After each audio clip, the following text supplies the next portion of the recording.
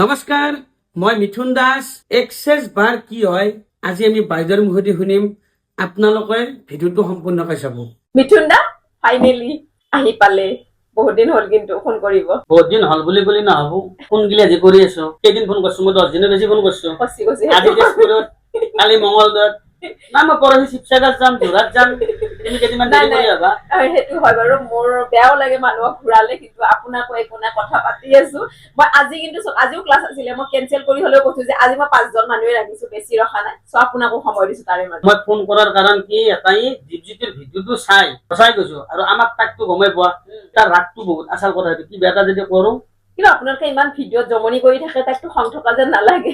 বেছি নামতা যিমা মানুহৰ খংটো বেছি থাকে। হয় বাৰু, একো নাই। এইটো আচলতে আমাৰ এনে চায়েন্সৰ হয়। এইটো এটা এক্সেছ বাৰ হৈছে এটা মাইণ্ড থেৰাপি। টো চায়েন্সৰ হয়। টোটেলি 190খন কাণ্ট্ৰিত এক্সেছ বাৰ চলি আছে। মানে কি কয়, আমাৰ যেতিয়া 32টা পইণ্ট, যেনেকুৱা মানুহ গ্ৰহ নক্ষত্ৰ বুলি কয়, তো তেনেকুৱা আমাৰ 32টা পইণ্ট থাকে চায়েন্স মতে। সেই 32টা পইণ্টতে আমাৰ বাৰ স্থান কৰিলো চেচন বা থেৰাপি হিচাপে সেইটো দিয়া হয়।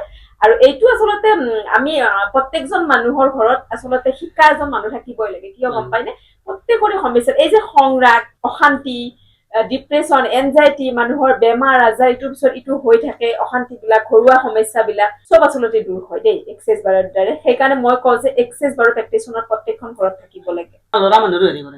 এইটো ভাল প্ৰশ্ন কৰিছে। বহুত ল'ৰা মানুহ মানে এইটো মানে সপোজা লাগি থাকে যে ল'ৰা মানুহ থেৰাপি নলয় নেকি, আৰু ল'ৰা মানুহ শিকিব নোৱাৰি নেকি। ল'ৰা মতা বুঢ়া বুঢ়ীৰ লগত কোনো কথাই নাই। এক্সেছ বাৰ সকলোৱে, আনকি বাচ্চাও শিকিব পাৰে। 8 বছৰ প্লাছৰ পৰা মানে 16লৈকেতো ফ্ৰীয়ে থাকে মানে গাৰ্জেনৰ লগত। তো সেইকাৰণে কৈছো চবেই শিকিব পাৰে, কাৰণ শিকিবই লাগে। এইটো টোটেলি চায়েন্স হয়, ইয়াত কোনো ভেজাল নাই। তাক মই লৈ আহিছো, গাড়ীত আছে। লৈ আহিছে? তাৰ কাৰণে আহিছো।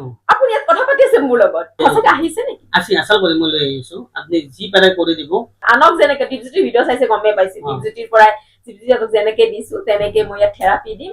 1 ঘন্টা লওক, 1 ঘন্টাতে চব বেয়া বিলাক ডিলিট কৰিম, ভাল বিলাক ৰাখি থম। আৰু যি নহওক লৈ আজি তোমাক জাগাত লৈ আহিছো। হা, নমস্কাৰ দেই বাপে, আহক আহক দেই। একদম জনা নাছিলো আপুনি অহা বুলি পেলাই। আহক বহক। কেনেকুৱা মানুহজনী?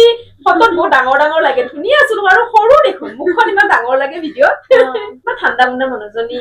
ঠাণ্ডা নহয়, আজি তাক মই ইয়াতে যে লৈ আহিলো, তাইও ভাল পাব বা ময়ো ভাল পাম। দীপজ্যোতিৰ ভিডিঅ'টো মই দেখাইছিলো, কিন্তু তাক মই বুদ্ধি কৰি আহিছো তোমাক পাৰ্লাৰত লৈ যাম আজি। সেইকাৰণে ইয়াতে মাইণ্ড থেৰাপি দিয়াৰ কাৰণে তাক লৈ আহিছো। এতিয়া আৰম্ভ কৰক, বেছি দেৰি কৰিব নালাগে।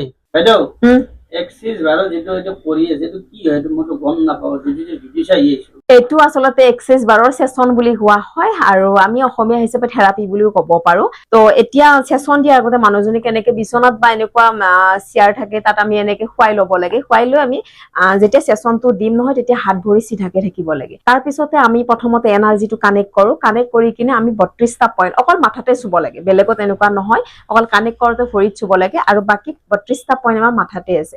সেই 32টা পইণ্ট আমি স্পৰ্শ চিকিৎসা হয়। এইটো এটা স্পৰ্শ চিকিৎসা। জাষ্ট স্পৰ্শ কৰি কিনে আমাৰ বাৰ্চৰান কৰা হয়। আৰু এই 32টা পইণ্ট যেতিয়া আমাৰ ক্লিন হৈ থাকিব, আমাৰ মানুহৰ জীৱনৰ এই সমস্যাবিলাকে নোহোৱা হৈ যায়। হয়তো আপোনাক অকণমান আগতে ক'লোৱে সমস্যাবিলাক তেনেকুৱা। তো সেইকাৰণে কৈছো যে লোৱাৰ পিছতহে আচলতে তেওঁ গম পাব যে এইটো এটা কি বস্তু হয়। লোৱাৰ পিছতহে আচলতে মানুহে অনুভৱ কৰিব পাৰে এক্সেছ বাৰ কি হয়। তো এতিয়ালৈকেতো যিমান মানুহক দিলো, সকলো মানুহে জীৱনত ছাকচেছ হৈছে, আগুৱাই গৈছে। যে এইটো এটা চায়েন্স হয়। চ' ইয়াত একো ডাউট কৰিব লগাই নাই, চায়েন্সৰ হয় যিহেতু। সেইকাৰণে কৈছো যে ইয়াত কোনো মানে ভেজেলা বস্তু যে নহয়, এইটো একদম গেৰাণ্টি হয়। এক্সেছ বাৰ মানে জীৱনটো আগুৱাই যোৱা, এক্সেছ বাৰ মানে ছাকচেছ, আৰু এক্সেছ বাৰ মানে পোহৰৰ ৰাস্তা। আচলতে মানুহৰ জীৱনত কিমান ঘাত প্ৰতিঘাত থাকে যে, সেইবিলাক কিন্তু এক্সেছ বাৰৰ দ্বাৰা সম্ভৱ। মোৰ ভিডিঅ' চালে হয়তো গমেই পাব, আমাৰ এক্সেছ বাৰৰ প্ৰত্যেকজন মানুহ, প্ৰত্যেক গৰাকী মানুহৰ মানে জীৱন শৈলীকে আচলতে সলনি হৈ গৈছে। জীৱনটো এটা বেলেগ ধৰণে এনজয় কৰিব পাৰি, আৰু মানে হাঁহি ফূৰ্তি যিটো আমাৰ মনত এনি টাইম বেয়া থিংকিং এইবিলাক একদম নাহে। আৰু যে আমি আচলতে ভাইব্ৰেচন ঠিক কৰিব লাগে। চ' সেয়েহে আমাৰ সেই এক্সেছ বাৰৰ দ্বাৰাই সম্ভৱ হয়।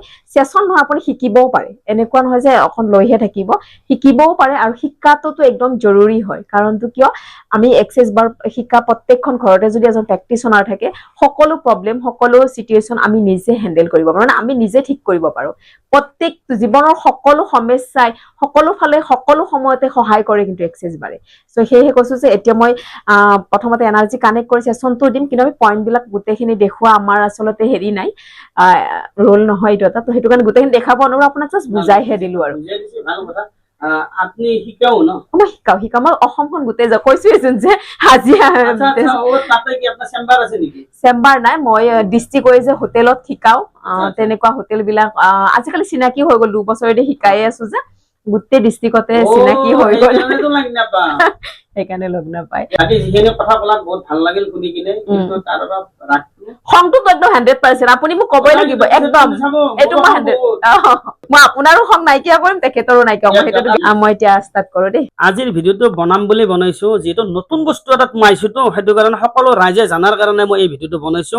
বহুত কথা বাইদেউৰ পৰা জানলো বা শিকলো। কোনোবা যদি আহিব বিচাৰে মই এড্ৰেছটো দিম, আপোনালোকৰ এড্ৰেছটোত মতে আহি যাব পাৰে। ভাল লাগিল এইখিনি সময় দিয়াৰ কাৰণে, বহুত ভাল লাগিল, কাৰণ ব্যস্তৰ মাজত কিন্তু আপুনি বহুত সময় দিছে। তো ধন্যবাদ গাইজ।